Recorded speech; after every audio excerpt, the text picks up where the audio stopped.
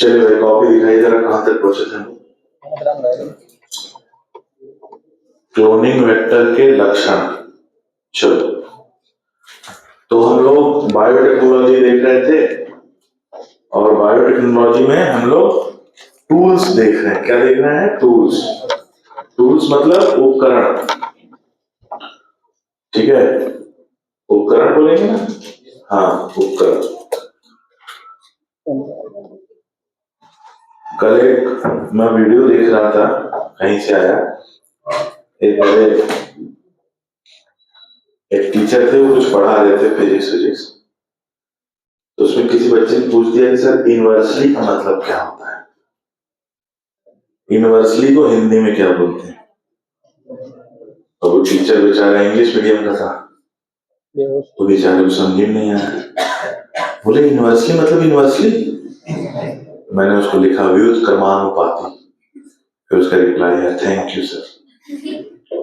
हिंदी के शब्द आपको ना कभी कभी तकलीफ दे देते हैं। समानुपाती, व्युत्क्रमानुपाती है ना, तो गंभीरता महसूस होती। तो हम लोग शुरू करते हैं क्या? क्लोनिंग वेक्टर के लक्षण। ठीक है, तो ध्यान सुनो। हमने डायग्राम देखा PVR 322 का, और उसको कुछ बताया भी था क्या? मैंने कुछ नहीं बताया था। चलो फिर से देखते हैं। तो हमने कहा कि क्लोनिंग वेक्टर के जब लक्षणों की बात करेंगे तो उसमें 4 लक्षण पाए जाते हैं। क्या पाए जाते हैं? 4 लक्षण पाए जाते हैं। पहला लक्षण ये है, उसमें उपस्थित होता है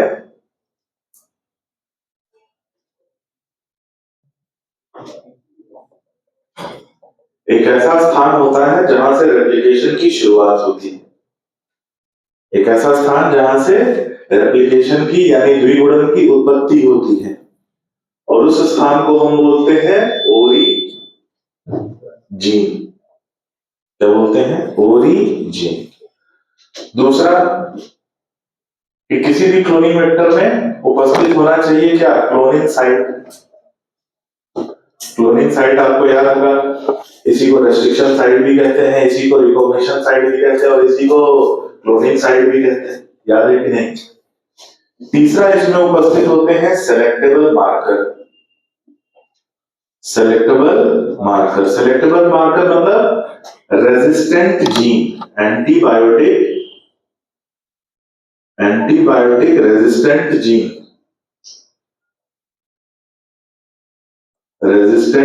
एंटीबायोटिक रेजिस्टेंट जीन जो होते हैं उन्हें कहा जाता है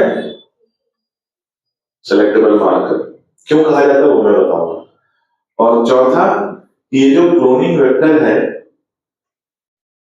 ये पौधों और जंतुओं के लिए वेक्टर का काम करे, यानी बाहरी जीन को स्थानांतरित करे। तो लिखेंगे act as vector for plant and animal cell. ये पादप कोशिका और जंतु कोशिका के लिए वेक्टर की तरह काम भी करे। तो वेक्टर तो है ही, तभी तो अपन उसके लक्षण की बात कर रहे हैं, लेकिन किसके लिए काम करे?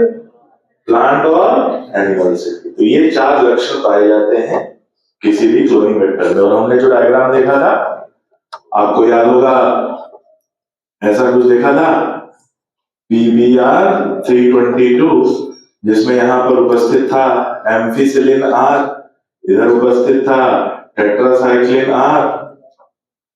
ठीक है, यहां पर उपस्थित था ओरिजिन, यहां पर उपस्थित था आरोपिजीन, और इसमें पाए जा रहे थे कई क्लोनिंग साइट्स। तो किसके किसके क्लोनिंग साइट्स उपस्थित थे? तो एम्फिसिलिन R के अंदर था PST1, PVU1, फिर इधर ECOR1, फिर CLA1, फिर उसके बाद HIND3, फिर उसके बाद BAM-H1 और इधर SAL1, और इधर उपस्थित था PVU2। ठीक है, यही था। अब इसमें महत्वपूर्ण बात, जो ओरिजिन होता है इसी को हम क्या बोलते हैं, ओरिजिन ऑफ रेप्लिकेशन। किसी भी, मान लो ये जो जीन है ये, इसका नाम है ओरिजिन। मान लो ओरिजिन के साथ हम कोई भी डीएनए जोड़ दें, कोई भी डीएनए, ओरिजिन के साथ किसी भी डीएनए को जोड़ देंगे तो वो रेप्लिकेट कर सकता है, क्योंकि वो क्षमता किसकी वजह से आती है, ओरिजिन की वजह से। और इसके साथ किसी को भी जोड़ दो, किसी भी डीएनए को जोड़ दो, तो उसके अंदर रेप्लिकेट करने की क्षमता प्रारंभ हो जाती है। और ओरिजिन ही इस बात को नियंत्रित करता है कि कितनी बार रेप्लिकेशन होना है और कितनी कॉपीज बनानी है। तो अगर आपको या किसी को भी ज्यादा नंबर ऑफ कॉपीज चाहिए, ज्यादा रेप्लिकेशन चाहिए, तो ऐसे प्लाज्मिड का चुनाव करेंगे जिसका ओरिजिन अधिक संख्या को सपोर्ट करता, अधिक कॉपी संख्या को सपोर्ट करता। तो दो काम है इसके, एक रेप्लिकेशन की ओरिजिन कराना और दूसरा उसकी संख्या को भी नियंत्रित करना कि कितनी बार रेप्लिकेशन कराना और कितनी कॉपी बनानी। ठीक है, तो पहला लिख लो कि क्लोनिंग वेक्टर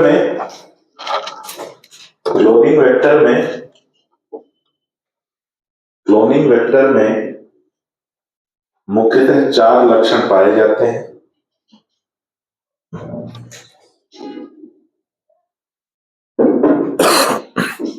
मुख्यतः 4 लक्षण पाए जाते हैं। पहला रेप्लिकेशन की उत्पत्ति, ओरिजिन ऑफ रेप्लिकेशन। पहला रेप्लिकेशन की उत्पत्ति, जिसे हम कहते हैं ओरिजिन ऑफ रेप्लिकेशन, रेप्लिकेशन की उत्पत्ति। दूसरा लिखो क्लोनिंग साइट्स का पाया जाना, दूसरा लिखेंगे क्लोनिंग साइट्स का पाया जाना। किसका पाया जाना, क्लोनिंग साइट्स का पाया जाना। तीसरा लिखेंगे सेलेक्टेबल मार्कर की उपस्थिति, सेलेक्टेबल मार्कर की उपस्थिति, सेलेक्टेबल मार्कर की उपस्थिति। और चौथा पॉइंट लिखेंगे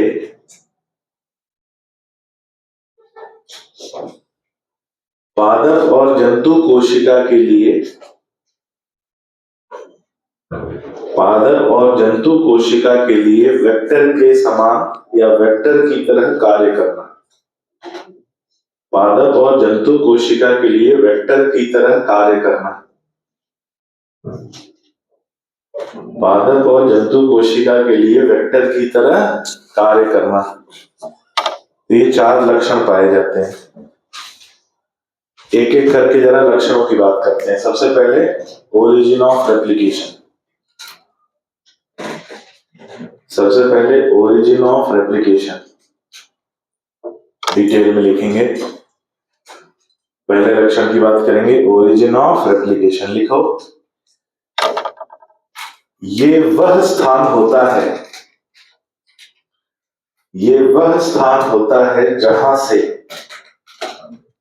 ये वह स्थान होता है जहां से रेप्लिकेशन की शुरुआत होती है। ये वह स्थान होता है जहां से रेप्लिकेशन की शुरुआत होती है। ये वह स्थान होता है जहां से रेप्लिकेशन की शुरुआत होती है। दूसरा पॉइंट, इसे ओरिजीन, इसे ओरिजीन, ORI जीन से प्रदर्शित किया जाता है। इसे ओरिजीन से प्रदर्शित किया जाता है। अगला पॉइंट, यदि किसी भी डीएनए को ओरिजीन से जोड़ दिया जाए, यदि किसी भी डीएनए को ओरिजीन से जोड़ दिया जाए तो उसमें रेप्लिकेशन की क्षमता, जोड़ दिया जाए तो उसमें रेप्लिकेशन की क्षमता विकसित हो जाती, तो उसमें रेप्लिकेशन की क्षमता विकसित हो जाती है।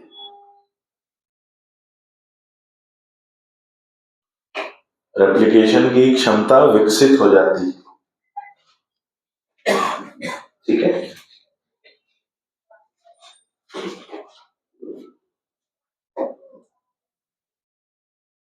अगला पॉइंट, ओरिजिन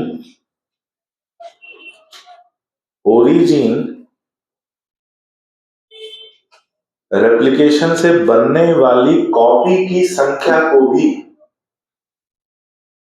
रेप्लिकेशन से बनने वाली कॉपी, COPY, रेप्लिकेशन से बनने वाली कॉपी की संख्या को भी नियंत्रित करता है। कॉपी की संख्या को भी नियंत्रित करता है। कॉपी की संख्या को भी नियंत्रित करता है। अगला पॉइंट, यदि अधिक कॉपी की संख्या की आवश्यकता हो, यदि अधिक कॉपी की संख्या की आवश्यकता हो, यदि अधिक कॉपी की संख्या की आवश्यकता हो, तो ऐसे प्लाज्मिड का चुनाव किया जाता है, तो ऐसे प्लाज्मिड का चुनाव किया जाता है, तो ऐसे प्लाज्मिड का चुनाव किया जाता है, तो ऐसे प्लाज्मिड का चुनाव किया जाता है जो अधिक कॉपी संख्या को समर्थन करता, या ऐसे प्लाज्मिड का चुनाव किया जाता है जिसका ओरिजिन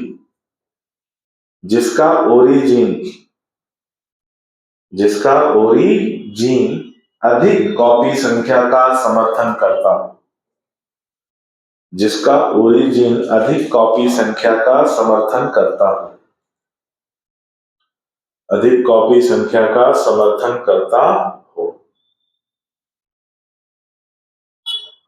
ठीक है, ये बात हो गई इसके बारे में, ओरिजिन ऑफ रेप्लिकेशन। दूसरा देखो, सेलेक्टेबल मार्कर, इसके बारे में पहले लिखिए। सेलेक्टेबल मार्कर, सेलेक्टेबल मार्कर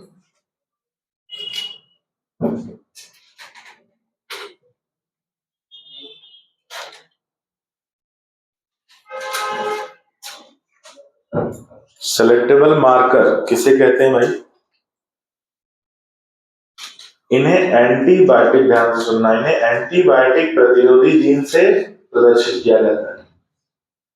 ये इस बात के विभेदन में कार्य करते हैं, जैसे सीधी सी बात है, एक बैक्टीरिया है जिसमें एंटीबायोटिक प्रतिरोधी जीन उपस्थित है, और एक बैक्टीरिया है जिसमें उपस्थित नहीं है।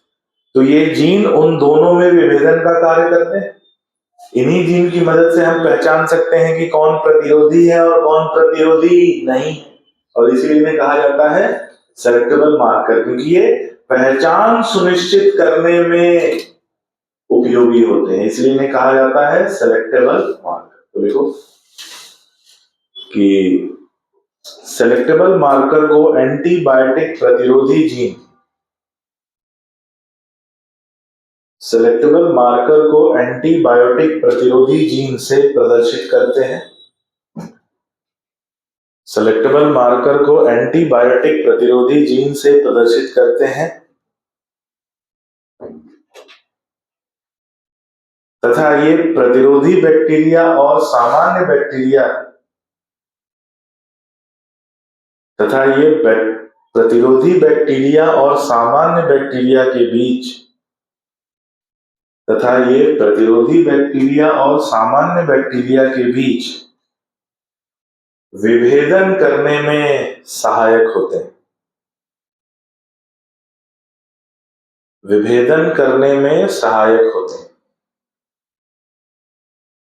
यानी उनके बीच हम ये पहचान सकते हैं कि कौन सा प्रतिरोधी और कौन सा प्रतिरोधी नहीं है। किसकी वजह से? प्रतिरोधी जीन की वजह से।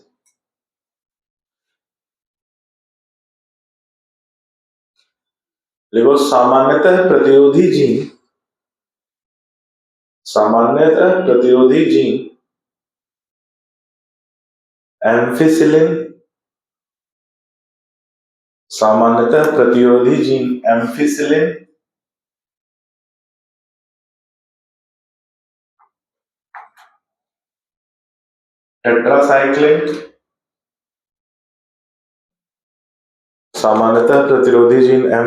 टेट्रासाइक्लिन,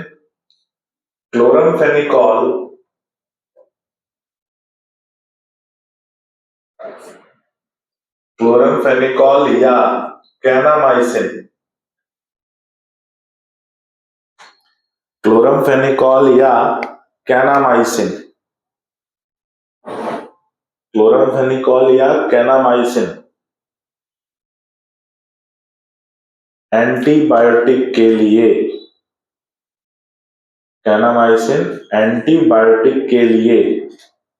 पाए जाते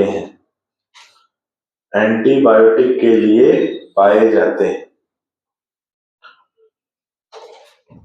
अब PBR 322 में दो प्रतिरोधी जीन उपस्थित है, कौन कौन सा? एम्फिसिलिन आर और टेट्रासाइक्लिन आर। तो लिख लो, PBR 322 में दो एंटीबायोटिक प्रतिरोधी जीन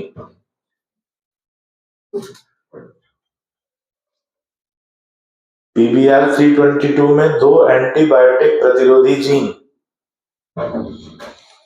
PBR 322 में दो एंटीबायोटिक प्रतिरोधी जीन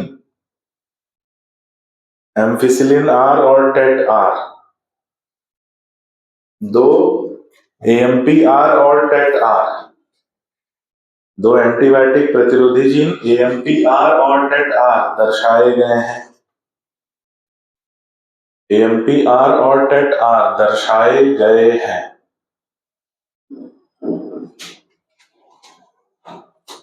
ठीक है, अब मैं आप लोगों को एक बात और इसके बारे में बताता हूं।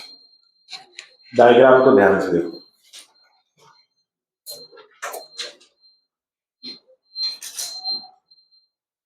और डायग्राम को देखोगे तो कुछ बातें इसमें समझ में आएगी।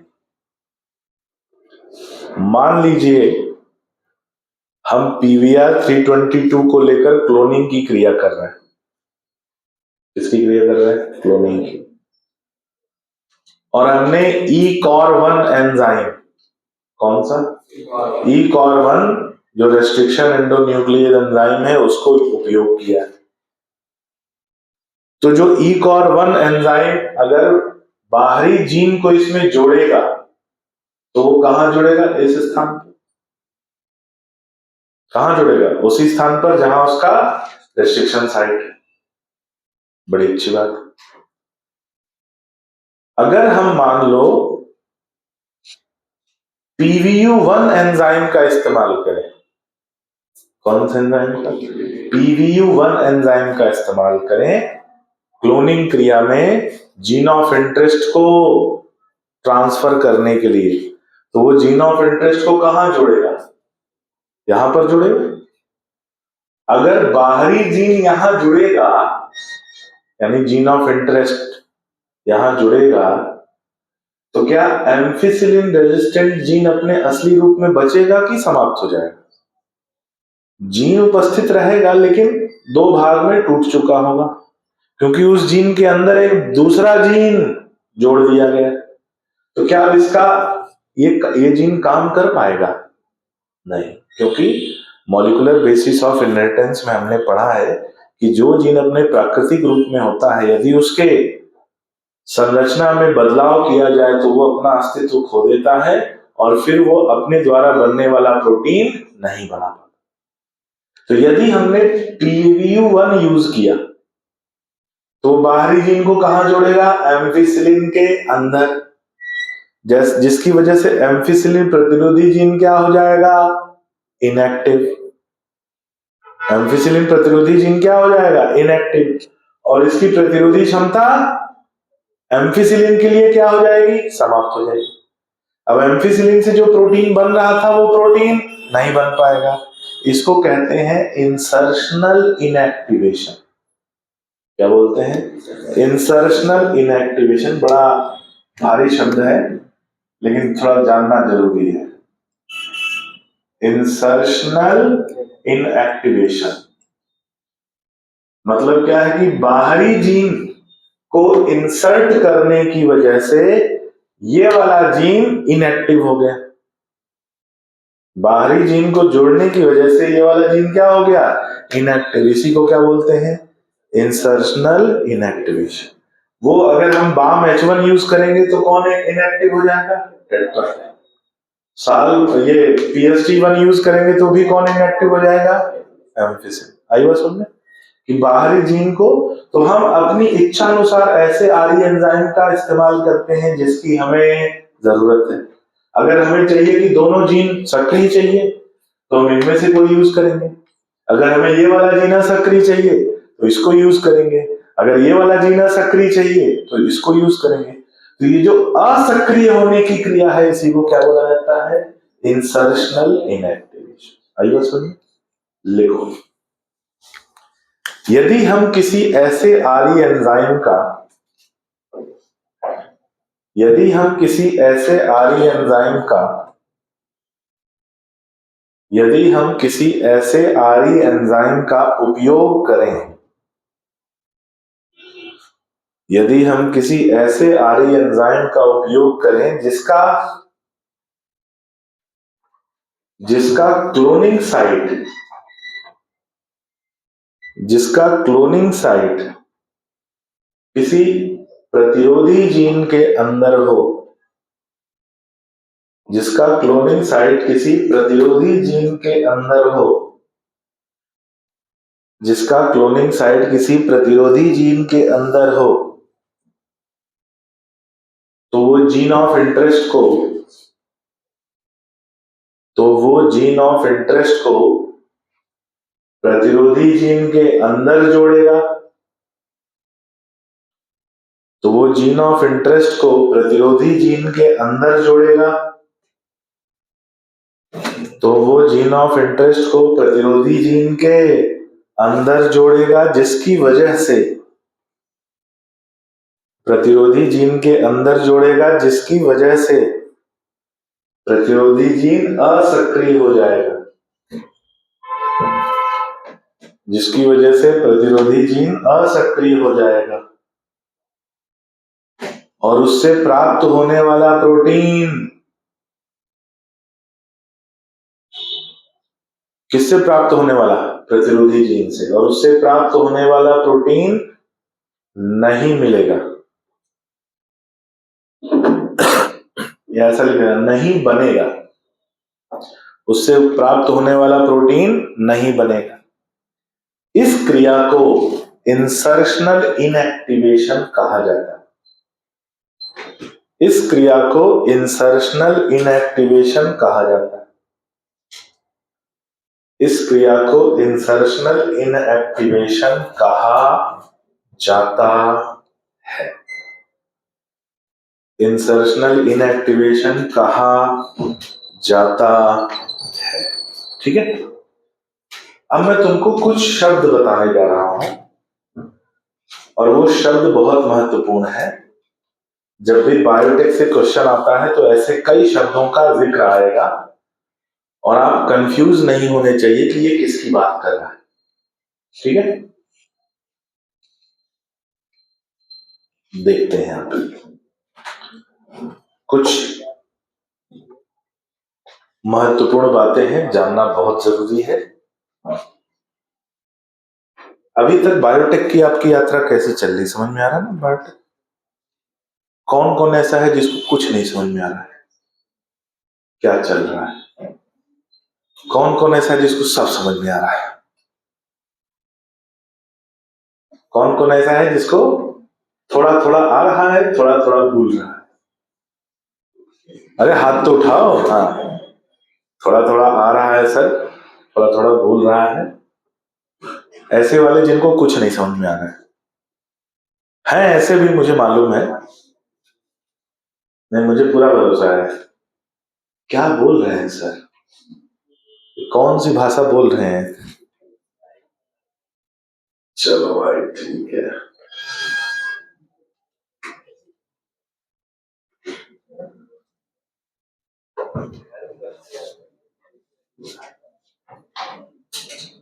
बोलो सर, जूलॉजी टाइप की फीलिंग नहीं आ रही इसमें, है ना?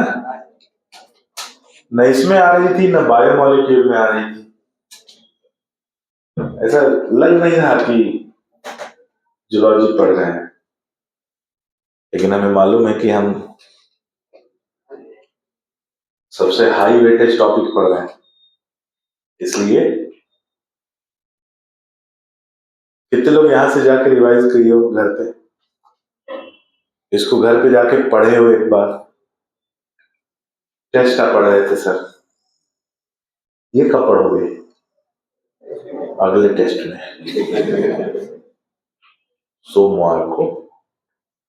अच्छा, अगले टेस्ट में बायोटेक 1 और बायोटेक 2 दोनों आएगा, क्योंकि तब तक बायोटेक 2 हो जाएगा। ठीक है, आरटीएस की बात कर रहा हूँ, आरटीएस। आरटीएस में अगला जो टेस्ट होगा उसमें बायोटेक 1 भी आएगा और बायोटेक 2 भी आएगा, यानी प्रिंसिपल एंड प्रोसेस भी आएगा और एप्लीकेशन भी आएगा। चलो देखो भाई, अगर इसको जाके तुम रिवाइज नहीं कर रहे हो और केवल टेस्ट का पढ़ रहे हो कि संडे वाला टेस्ट है, तो ये आपको नहीं समझ में आएगा। 15 मिनट के लिए रिवाइज करो, 15 मिनट, आधा घंटा ज्यादा से ज्यादा, लेकिन आज का आज रिवाइज करो। नहीं तो अगले हफ्ते लेके आओगे कॉपी, बोलो सर ये E-Core 1 क्या है, हिंद 2 भारत में खोजा गया था।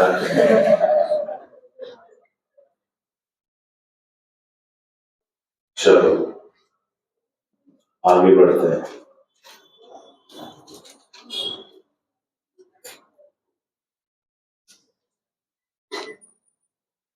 क्या हो,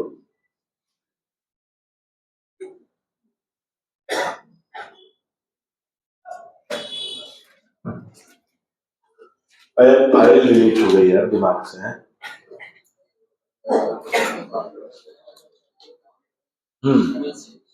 हाँ, वापिस आ गई। चलो, तो हमारी जो फाइल है ना, क्लाउड में रहती है। कहाँ रहती है? क्लाउड में, बादलों में। तो जब भी कोई फाइल हमको चाहिए होती है ना, तो सीधे डाउनलोड हो जाती है। कभी कभी उड़ भी जाती है, तो खोजना पड़ता है कहाँ गई।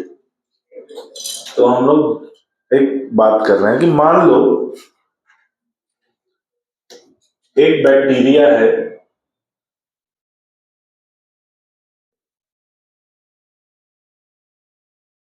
क्या है? बैक्टीरिया। मान लो ई कोलाई है और ये उसका प्लाज्मिड है, और इसमें कोई भी एंटीबायोटिक रेजिस्टेंट जीन नहीं है।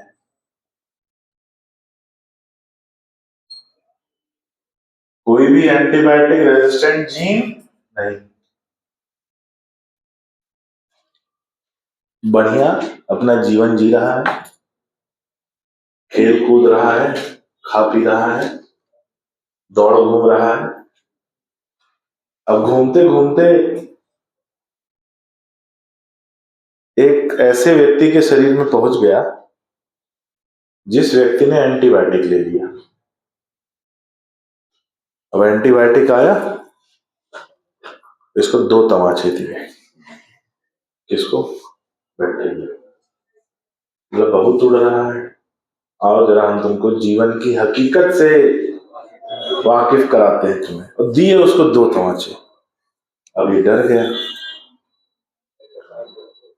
और इसने जब एंटीबायोटिक का सामना किया तो सदमे में आ गया, और सदमा इसके दिमाग में बैठ गया, और उस सदमे की वजह से धीरे धीरे इसने एंटीबायोटिक के लिए प्रतिरोधी जीन विकसित कर ली।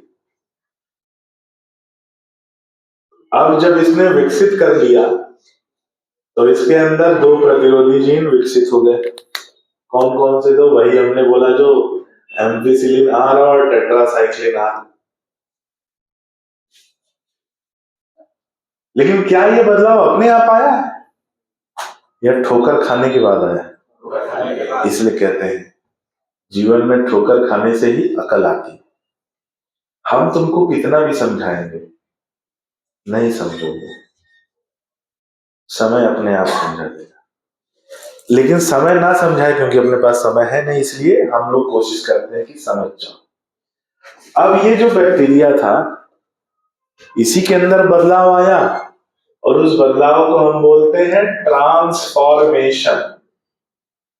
क्या बोलते हैं? ट्रांसफॉर्मेशन।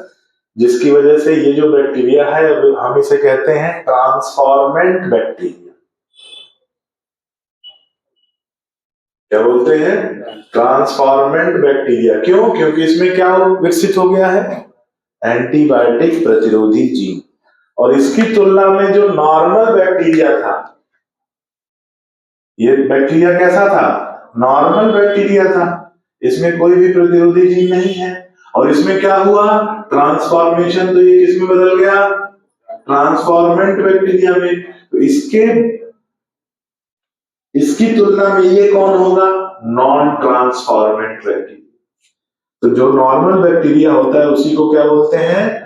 Non transformant bacteria.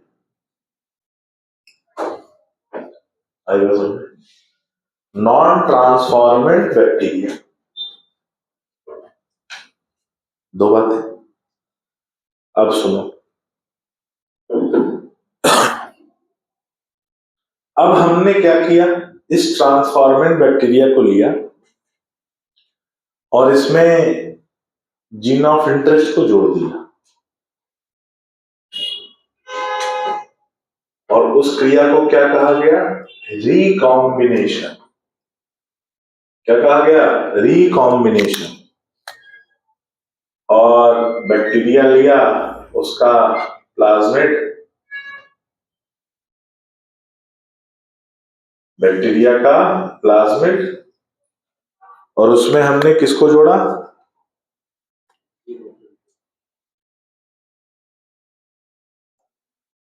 उसमें हमने किसको जोड़ा? जीन ऑफ इंटरेस्ट को। हमने मान लो ECOR1 का इस्तेमाल किया। किसका इस्तेमाल किया? ECOR1 यहां पर जुड़ेगा। ये क्या है भाई? Gene of interest. अब ये जो बैक्टीरिया है ये बन जाएगा क्या? Recombinant bacteria. क्या बन जाएगा? Recombinant bacteria. Recombinant bacteria. क्योंकि इसमें क्या जुड़ चुका है? बाहर का जीन। तो जिसमें भी बाहरी जीन या दो डीएनए के जुड़ने से जो जिसके अंदर उपस्थित हो ऐसा डीएनए जिसमें दो अलग अलग उत्पत्ति का डीएनए हो, तो उस बैक्टीरिया को क्या बोलेंगे? Recombinant bacteria. और इसकी तुलना में ये दोनों क्या कहलाएंगे? Non recombinant bacteria. आ जाओ यहां पे देखते हैं। इसकी तुलना में ये दोनों क्या कहलाएंगे? Non recombinant bacteria.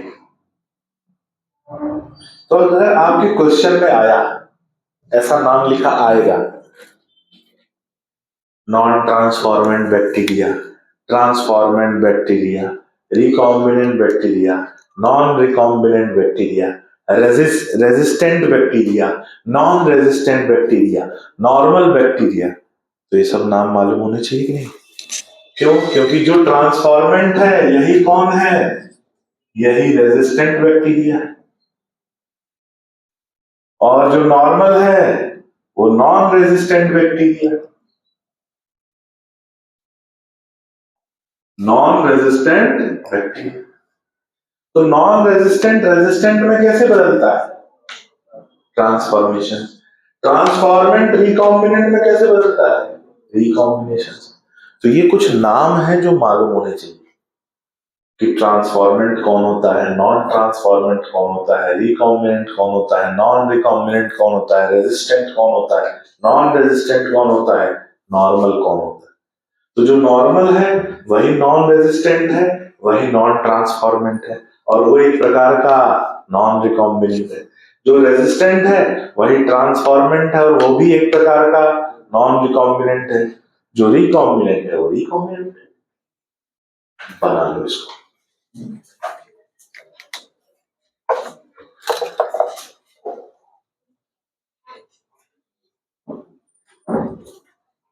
नहीं आया समझ में? हाँ, इसीलिए हमने पहले ही पूछ लिया था कि कौन कौन है जिसको कुछ नहीं समझ में आ रहा है।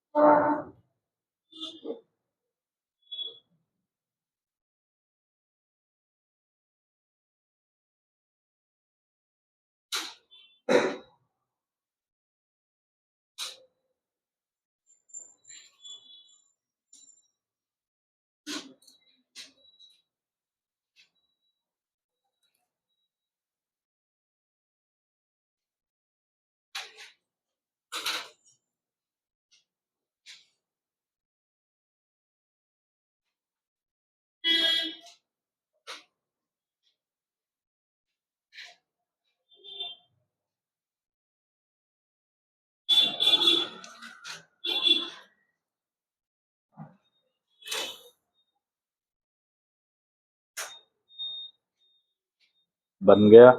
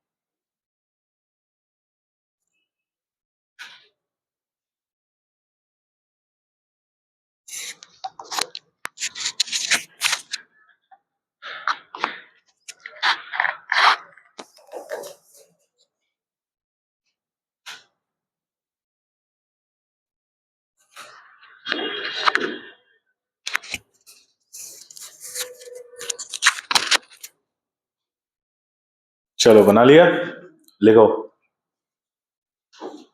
एक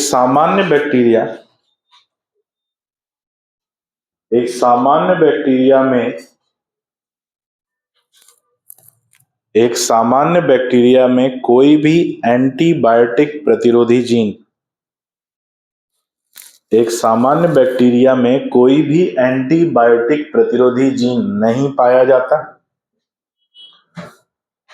कोई भी एंटीबायोटिक प्रतिरोधी जीन नहीं पाया जाता। अगला पॉइंट, ट्रांसफॉर्मेशन की क्रिया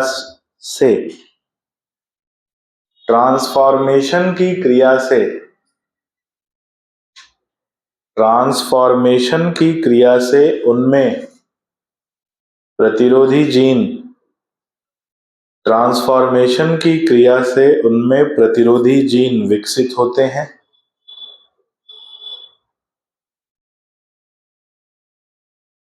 और प्रतिरोधी बैक्टीरिया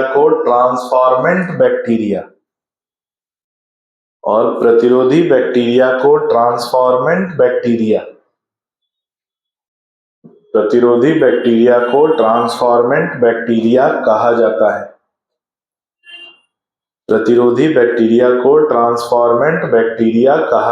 है।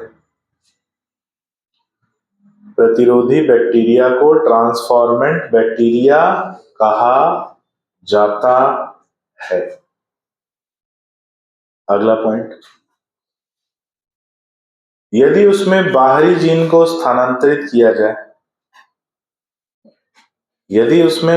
जीन को स्थानांतरित किया जाए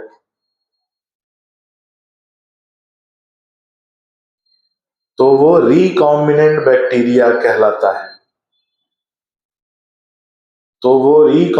बैक्टीरिया कहलाता है।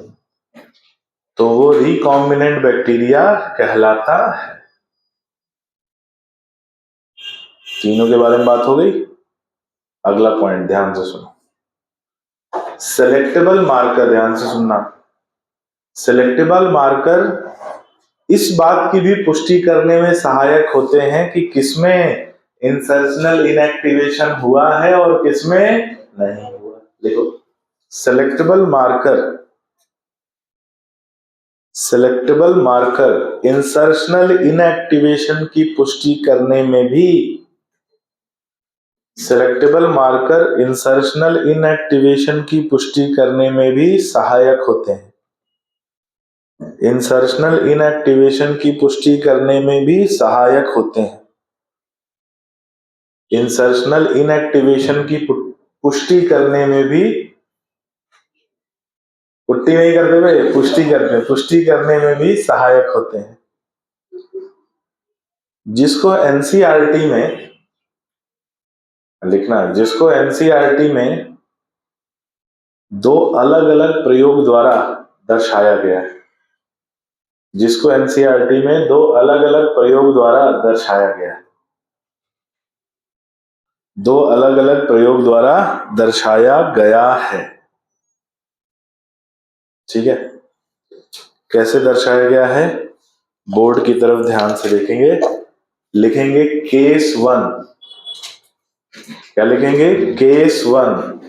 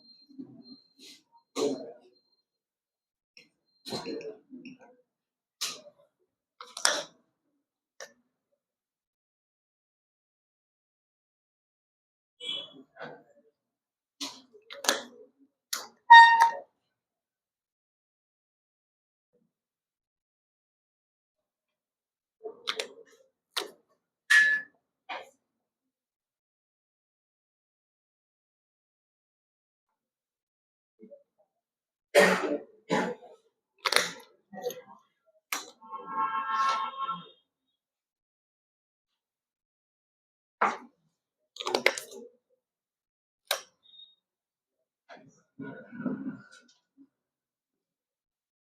भाई, यहां पर हमने ए वाला तो वही है, बी वाला भी वही है, सी वाले में थोड़ा सा बदलाव हुआ है।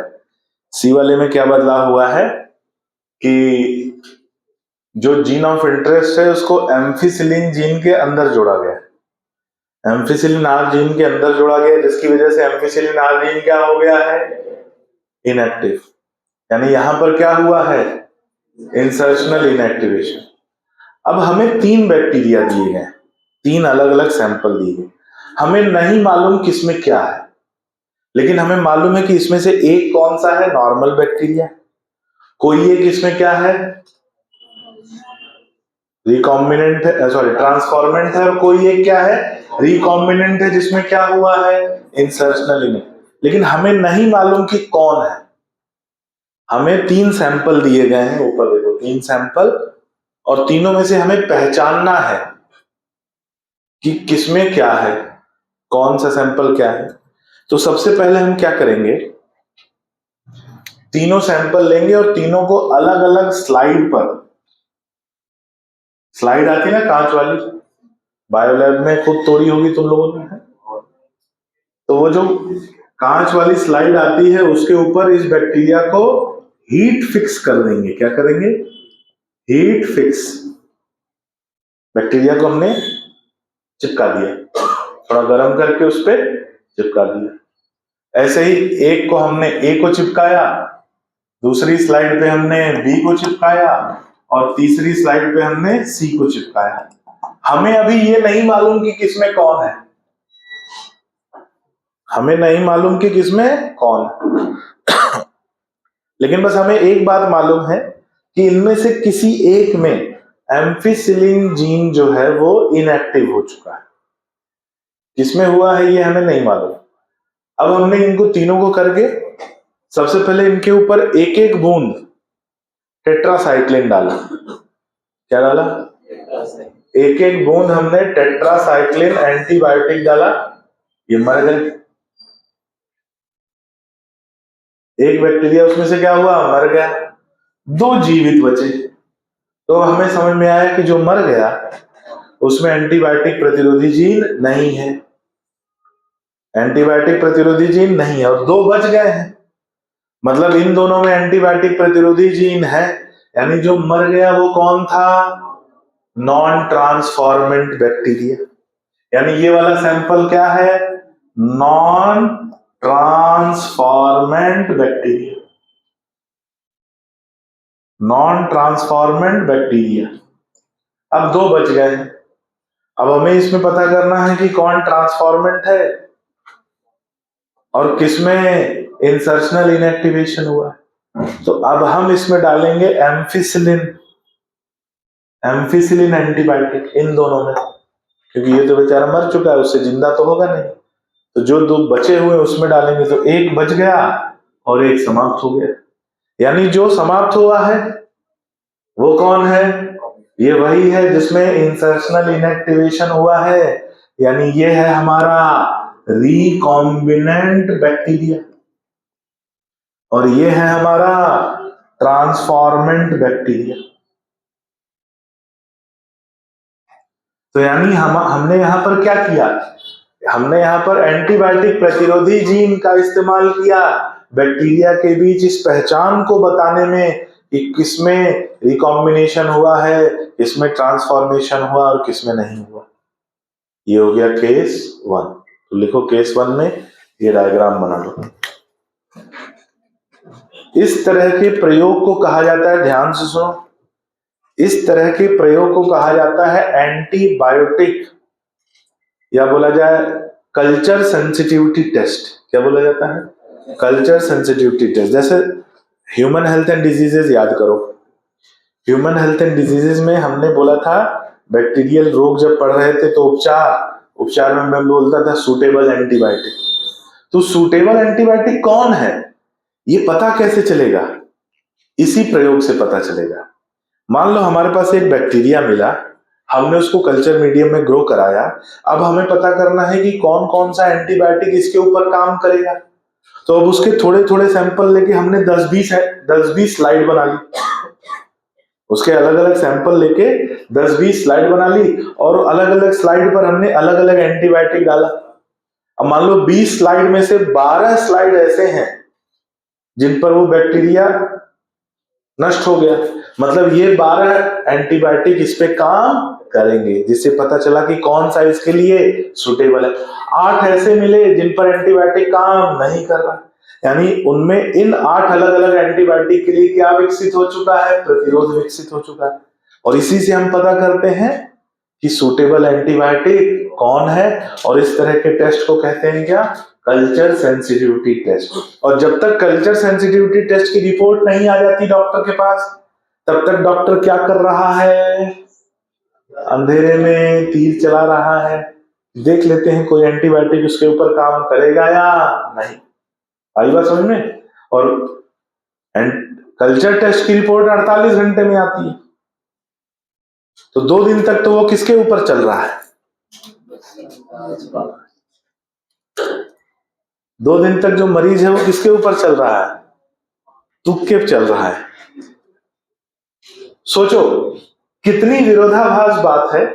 डॉक्टर बनने के लिए बोलते हैं कि बेटा तुक्का नहीं लगाना है, और डॉक्टर बनने के बाद आजीवन ही डॉक्टरी ही तुक्का लगाने चल रही है कि यार ये वाला एंटीबायोटिक दे देते हैं, देखते हैं इसको सूट करेगा कि नहीं। कितनी विपरीत बात है ना। मतलब ऐसा बोला जाता है कि नेता बनने के लिए आपके ऊपर कोई क्राइम नहीं होना चाहिए, और नेता बनने के बाद क्राइम ही क्राइम कर रहा है। वही वाली बात है।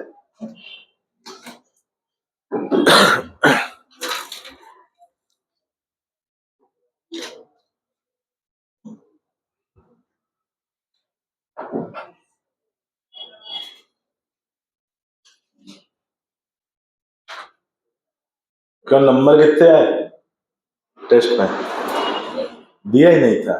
शाबाश।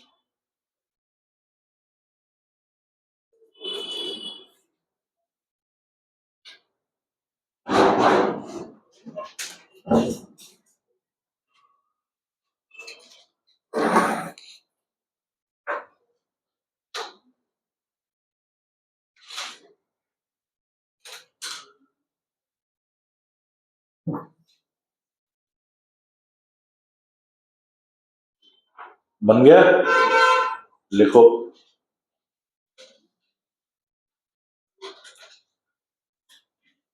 एंटीबायोटिक का उपयोग करके, एंटीबायोटिक का उपयोग करके इस प्रयोग में, एंटीबायोटिक का उपयोग करके इस प्रयोग में इंसर्शनल इनएक्टिवेशन, इस प्रयोग में इंसर्शनल इनएक्टिवेशन को सिद्ध करने का प्रयास किया गया है। इंसर्शनल इनएक्टिवेशन को सिद्ध करने का प्रयास किया गया है। इंसर्शनल इनएक्टिवेशन को सिद्ध करने का प्रयास किया गया है। ये हो गया केस 1। अगली हेडिंग डालो केस 2।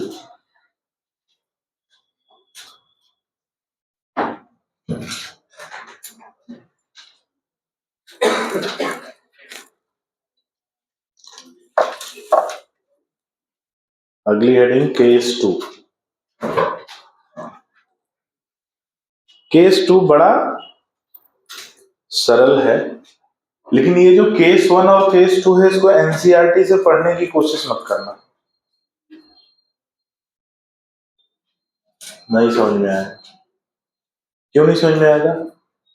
क्योंकि ये दो अलग अलग केस हैं और एनसीईआरटी ने दोनों को मिला दिया। दो अलग अलग प्रयोग हैं और एनसीईआरटी ने दोनों को मिलाकर बता दिया एक प्रयोग है। आदमी कंफ्यूज हो जाता है, समझ में नहीं आता है कि प्रयोग शुरू हुआ एक कॉन्सेप्ट से और कहां जाके, है ना, मतलब ऐसा ही कुछ है। तो इसलिए दोनों को अलग अलग पढ़ेंगे, दो अलग अलग केस हैं और वो आपको अभी 5 मिनट में पता चल जाएगा।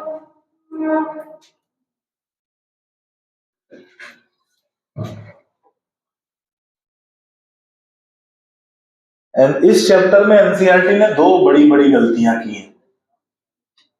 जो बायोटेक्नोलॉजी टॉपिक है ना, मैं बोलूंगा गलतियां, ऐसी गलती तो नहीं बोलूंगा, लेकिन उसको और अच्छा किया जा सकता था। जैसे एक ये वाला जो टॉपिक है इंसर्शनल इनएक्टिवेशन में, इन्होंने दो एक्सपेरिमेंट का जिक्र किया है लेकिन दोनों को एक साथ जोड़ दिया है, तो समझ में नहीं आता कि हो क्या रहा है। कि सर बनाने गए थे रसगुल्ला और निकल रहा है मोमोज। कहां से? सफेद रंग के भजिए। मोमोज क्या होते हैं? सफेद रंग के भजिए, है ना, बिना बेसन के, उबले हुए, है ना, भाप में। हाँ, तो दूसरा, अब ऐसा हो तो आपका दिमाग काम नहीं करेगा, इसलिए दोनों को अलग अलग समझना जरूरी है। एक जगह यहां गलती किया है एनसीईआरटी, बड़ी गलती है, छोटी गलती नहीं, एक पैराग्राफ की गलती है। और एक जगह गलती किया है अगले चैप्टर में, वहां पर एक टॉपिक बताया है जिसको थोड़ा और अच्छे से बताना था। ठीक है, जिसको थोड़ा और अच्छे से बताना था, लेकिन उन्होंने लीपापोती करके उसको ऐसे बताया कि आपको वो समझ में नहीं आएगा कि क्या बोलना क्या चाहते, कहना क्या चाहते। जैसे उन्होंने बोला, उन्हें एक पूरी कहानी कह दी, ठीक है। जैसे रामायण मालूम है ना, रामायण मालूम है ना, सुना तो होगा, रामायण देख पढ़ी होगी कभी, उसकी मूवी वगैरह देखी होगी। उनने एनसीईआरटी में ऐसा बोला है, दशरथ, राम, विश्वामित्र, हनुमान, सुग्रीव, रावण। बस आप समझ लो, कहानी नहीं बताई है, किरदारों के नाम बताए। कहानी आप जोड़ लो, कौन किसका भाई है, कौन किससे लड़ाई, ये बोले ये हम नहीं बताएंगे, ये आप खुद ही पता कर लो। और उस प्रोसेस को बोलते हैं RNA interference method. RNA interference, gene silencing का प्रोसेस है, जिसको कम से कम आधे पेज में उनको, आधे पेज से ज्यादा में समझाना था, और उन्हें 3-4 लाइन में खत्म कर दिया। बच्चों का भविष्य ही। आते हैं केस 2 पे। केस 2 बोल रहा है कि एक बैक्टीरिया है और उस बैक्टीरिया के अंदर एक जीन पाया जाता है, जो जीन एक एंजाइम बनाता है, और उस एंजाइम का नाम है बीटा गैलेक्टोसाइडेज। एंजाइम का नाम क्या है? Beta galactosidase. और बोला गया कि जब वो बीटा गैलेक्टोसाइडेज एंजाइम सक्रिय होता है, क्या होता है? सक्रिय होता है, तो इसकी सक्रियता को और इस बैक्टीरिया की पुष्टि करने के लिए कुछ वर्णक पदार्थ इस्तेमाल किए जाते हैं, पिगमेंट इस्तेमाल किए जाते हैं, क्रोमोजेनिक सब्सटेंस इस्तेमाल किए जाते हैं, क्रोमोजेनिक सब्सटेंस। और ये क्रोमोजेनिक सब्सटेंस जब इस एंजाइम के संपर्क में आते हैं तो ये कौन सा रंग प्रदर्शित करते हैं? ब्लू, नीला रंग, जो इस बात की पुष्टि करता है कि ये एंजाइम इसमें प्रेजेंट है और उसको बनाने वाला जीन सक्रिय। तो इस बैक्टीरिया की जो कॉलोनी होगी, इस बैक्टीरिया की जो कॉलोनी होगी, कॉलोनी मतलब समूह, घर की कॉलोनी नहीं, कॉलोनी का मतलब समूह। इस बैक्टीरिया की जो कॉलोनी होगी उसमें से कौन सा जीन सक्रिय है? बीटा गैलेक्टोसाइडेज का जीन सक्रिय है। और ये कॉलोनी के बैक्टीरिया कौन सा रंग प्रदर्शित करते हैं? नीला रंग प्रदर्शित करते हैं। किसकी उपस्थिति में? क्रोमोजेनिक सब्सटेंस की उपस्थिति। अब एक इंसर्शनल इनएक्टिवेशन हुआ और बीटा गैलेक्टोसाइडेज एंजाइम का जीन क्या हो गया? असक्रिय। क्या हुआ? इंसर्शनल इनएक्टिवेशन हुआ। इंसर्शनल इनएक्टिवेशन से जीन क्या हो गया? Gene of beta galactosidase, galactosidase क्या हो गया? इनएक्टिव। अब इनएक्टिव हो गया तो क्या ये क्रोमोजेनिक सब्सटेंस की उपस्थिति में कोई रंग प्रदर्शित करेगा? नहीं। तो ये क्या प्रदर्शित करेगा? No colour. नो कलर का मतलब कोई रंग प्रदर्शित नहीं करेगा। तो ये वाला तो नॉर्मल बैक्टीरिया, ये क्या है? Normal bacteria. और इसमें क्या किया गया है? रिकॉम्बिनेंट, इसमें रिकॉम्बिनेशन किया गया है और इसकी जो कॉलोनी होगी उसे हम बोलेंगे रिकॉम्बिनेंट बैक्टीरिया। रिकॉम्बिनेंट बैक्टीरिया की कॉलोनी, ये कोई भी रंग प्रदर्शित नहीं करेगी। और जो नॉन रिकॉम्बिनेंट बैक्टीरिया की कॉलोनी है वो कौन सा रंग प्रदर्शित करेगी? और ये नीला रंग प्रदर्शित नहीं करना किसका प्रमाण है? इंसर्शनल इनएक्टिवेशन का प्रमाण है। तो ये वाला कौन सा बैक्टीरिया है? Non recombinant.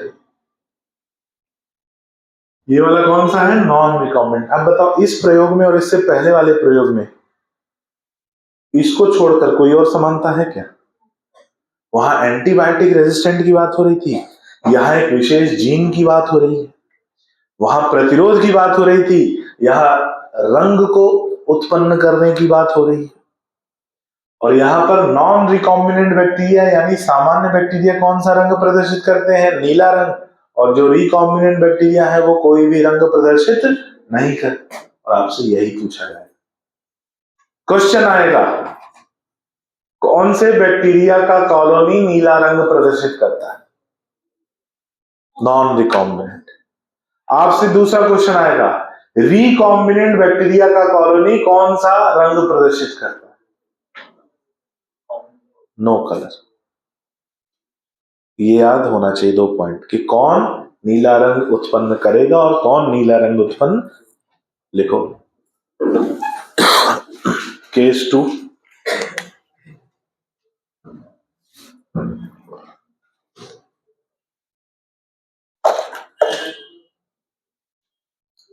लिखो कि बैक्टीरिया, ऐसा लिखना, सामान्य बैक्टीरिया में एक जीन पाया जाता है, सामान्य बैक्टीरिया में एक जीन पाया जाता है जो बीटा गैलेक्टोसाइडेज एंजाइम, सामान्य बैक्टीरिया में एक जीन पाया जाता है जो बीटा गैलेक्टोसाइडेज एंजाइम, जो बीटा गैलेक्टोसाइडेज एंजाइम संश्लेषित करता है, जो बीटा गैलेक्टोसाइडेज एंजाइम संश्लेषित करता है, जो बीटा गैलेक्टोसाइडेज एंजाइम संश्लेषित करता है। अगला पॉइंट, ये एंजाइम क्रोमोजेनिक सब्सटेंस, ये एंजाइम क्रोमोजेनिक सब्सटेंस की उपस्थिति में, ये एंजाइम क्रोमोजेनिक सब्सटेंस की उपस्थिति में नीला रंग प्रदर्शित करता है। क्रोमोजेनिक सब्सटेंस की उपस्थिति में नीला रंग प्रदर्शित करता है। नीला रंग प्रदर्शित करता है। अगला पॉइंट, रिकॉम्बिनेशन की क्रिया से रिकॉम्बिनेशन की क्रिया से रिकॉम्बिनेशन की क्रिया से रिकॉम्बिनेंट बैक्टीरिया में रिकॉम्बिनेशन की क्रिया से रिकॉम्बिनेंट बैक्टीरिया में beta galactosidase enzyme recombinant bacteria में beta galactosidase enzyme insertional inactivation की वजह से बीटा गैलेक्टोसाइडेज एंजाइम का जीन इंसर्शनल इनएक्टिवेशन की वजह से बीटा गैलेक्टोसाइडेज एंजाइम का जीन इंसर्शनल इनएक्टिवेशन की वजह से असक्रिय हो जाता है। इंसर्शनल इनएक्टिवेशन की वजह से असक्रिय हो जाता है तथा ये कोई भी रंग प्रदर्शित नहीं करता तथा ये कोई भी रंग प्रदर्शित नहीं करता। अगला पॉइंट स्टार लगा के लिखेंगे, तथा ये कोई भी रंग प्रदर्शित नहीं करता। अगला पॉइंट स्टार लगा के लिखेंगे, नॉन रिकॉम्बिनेंट बैक्टीरिया की कॉलोनी। आपसे यही 2 पॉइंट पूछेगा। नॉन रिकॉम्बिनेंट बैक्टीरिया की कॉलोनी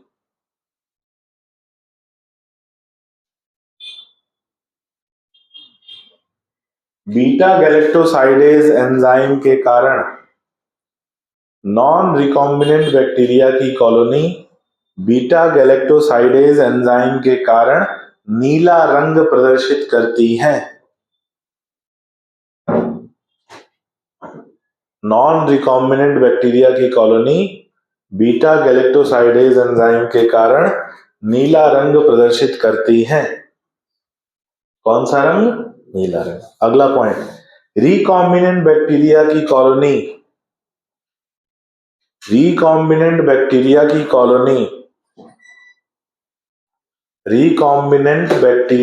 कॉलोनी कोई भी रंग रिकॉम्बिनेंट बैक्टीरिया की कॉलोनी कोई भी रंग प्रदर्शित नहीं करती। कोई भी रंग प्रदर्शित नहीं करती। कॉलोनी कोई भी रंग प्रदर्शित नहीं करती। अगली हेडिंग डालो, क्लोनिंग वेक्टर के कुछ प्रकार। क्लोनिंग वेक्टर के कुछ प्रकार या क्लोनिंग वेक्टर के प्रकार। कुछ उदाहरण हैं क्लोनिंग वेक्टर के, जिनको जानने की कोशिश करेंगे।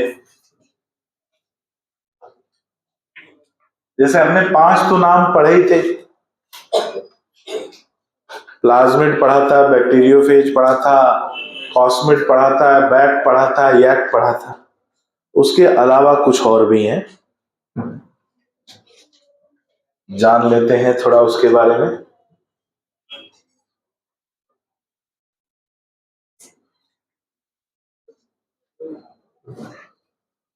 मतलब ये कि ये जो उदाहरण है ये क्लोनिंग वेक्टर थे नहीं, इनको क्लोनिंग वेक्टर बनाया गया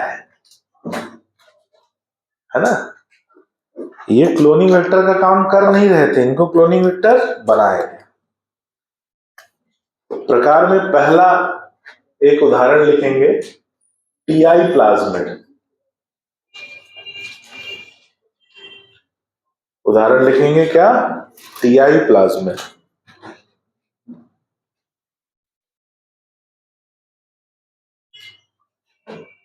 ठीक है, टीआई प्लाज्मिड क्या है भाई?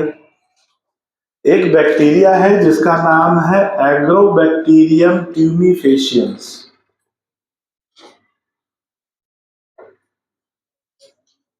एक बैक्टीरिया है जिसका नाम है एग्रोबैक्टीरियम ट्यूमीफेशियंस। ये बैक्टीरिया डाइकॉट प्लांट के लिए पैथोजन का काम करता है। पैथोजन पढ़ा है आपने, रोग कारक है, और डाइकॉट प्लांट को संक्रमित करता है तो उसमें ट्यूमर का निर्माण कराता है।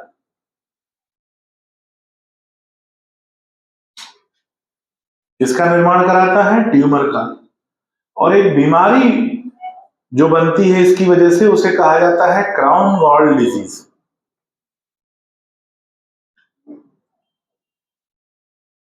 क्या कौन सी बीमारी बनती है? Crown gall disease. तो एक बैक्टीरिया है एग्रोबैक्टीरियम ट्यूमीफेशियंस, वो डाइकॉट पौधों को संक्रमित करता है और उनमें ट्यूमर का निर्माण कराता है और उससे बीमारी होती है जिसे कहते हैं क्राउन गॉल डिजीज। अब ये होता कैसे है? ये होता इसलिए है कि इस बैक्टीरिया का जो प्लाज्मिड है, वही प्लाज्मिड किसका निर्माण कराता है? इसका जो प्लाज्मिड है, वही प्लाज्मिड किसका निर्माण कराता है? ट्यूमर का। अब क्या किया गया, इस प्लाज्मिड को जेनेटिक इंजीनियरिंग द्वारा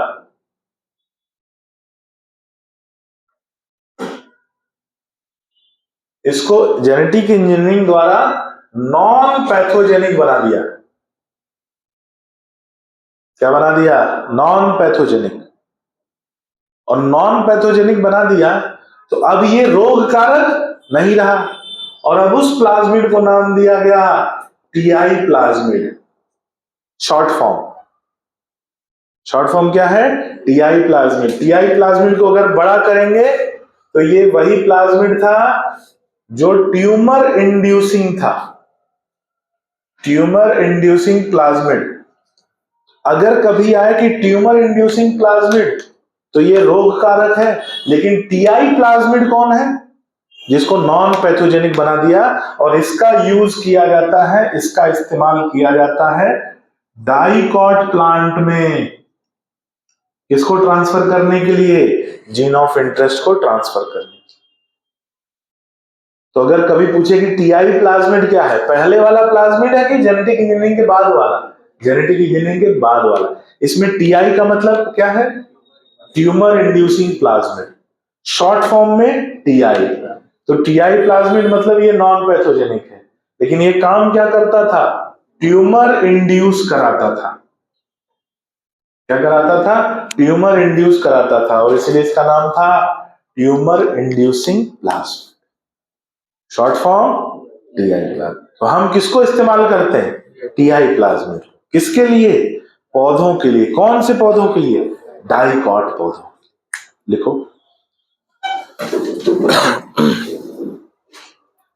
agrobacterium tumefaciens bacteria, agrobacterium tumefaciens bacteria, agrobacterium tumefaciens bacteria dicot पौधों को संक्रमित करता है।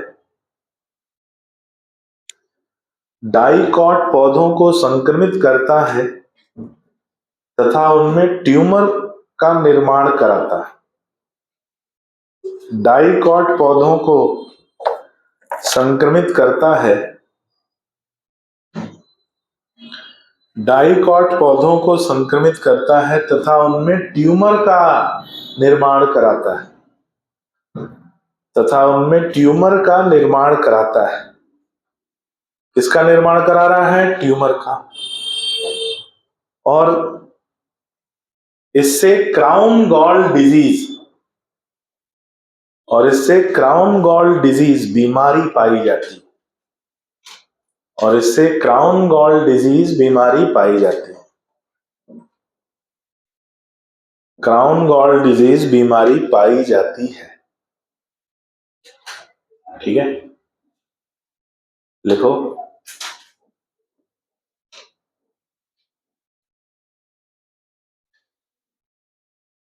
ट्यूमर का निर्माण इसके प्लाज्मिड की क्रिया के कारण, ट्यूमर का निर्माण इसके प्लाज्मिड की क्रिया के कारण ट्यूमर का निर्माण इसके प्लाज्मिड की क्रिया के कारण, ट्यूमर का निर्माण इसके प्लाज्मिड की क्रिया के कारण पाया जाता है, इसके प्लाज्मिड की क्रिया के कारण पाया जाता है। ट्यूमर का निर्माण इसके प्लाज्मिड की क्रिया के कारण पाया जाता है। अगला पॉइंट, इसके प्लाज्मिड को जेनेटिक इंजीनियरिंग द्वारा, इसके प्लाज्मिड को जेनेटिक इंजीनियरिंग द्वारा गैर हानिकारक बनाते हैं, इसके प्लाज्मिड को जेनेटिक इंजीनियरिंग द्वारा गैर हानिकारक बनाते हैं, जेनेटिक इंजीनियरिंग द्वारा गैर हानिकारक बनाते हैं, इसके प्लाज्मिड को जेनेटिक इंजीनियरिंग द्वारा गैर हानिकारक बनाते हैं तथा जेनेटिक इंजीनियरिंग द्वारा गैर हानिकारक बनाते हैं तथा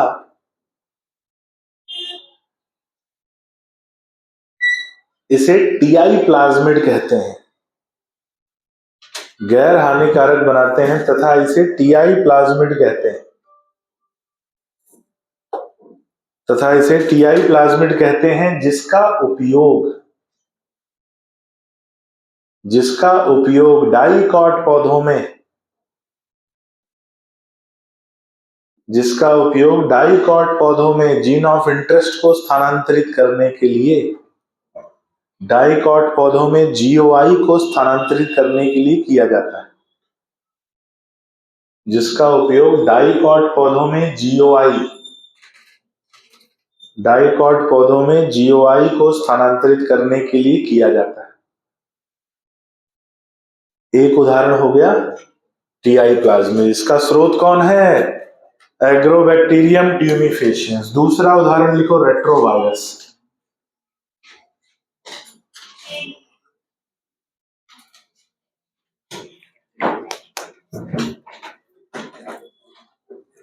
दूसरा उदाहरण लिखो रेट्रोवायरस। रेट्रोवायरस क्या होते हैं भाई? हमें मालूम है रेट्रोवायरस वो होते हैं जो आरएनए से डीएनए बनाते हैं, जिनमें रिवर्स ट्रांसक्रिप्शन की क्रिया होती है, उन्हें हम क्या बोलते हैं? रेट्रोवायरस।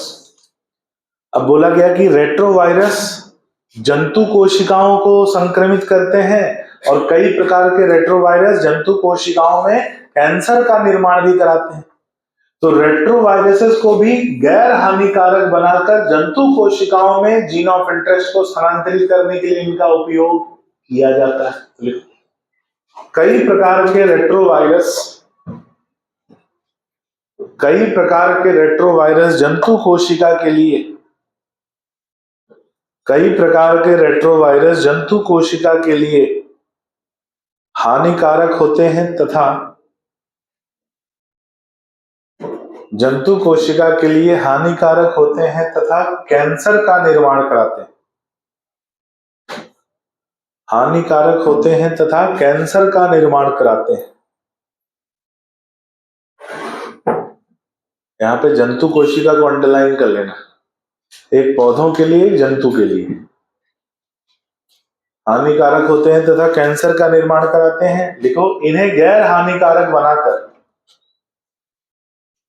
इन्हें गैर हानिकारक बनाकर इनकी सहायता से, इन्हें गैर हानिकारक बनाकर इनकी सहायता से जीन ऑफ इंटरेस्ट को जंतु कोशिका के अंदर,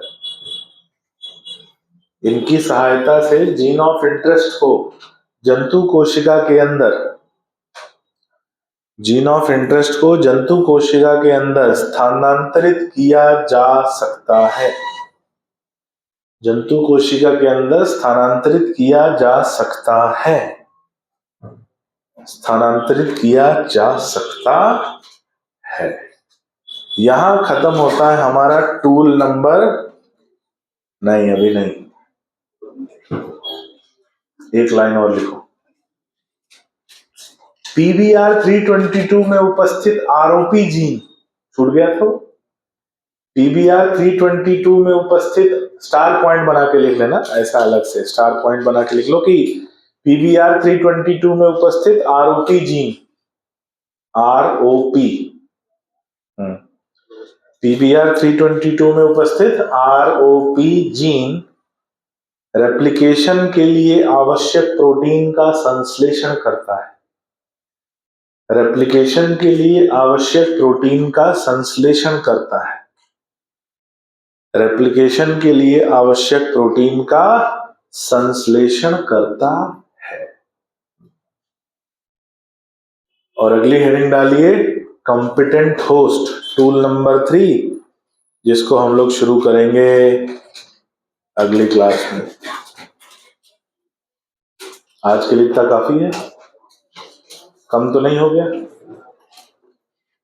ठीक है।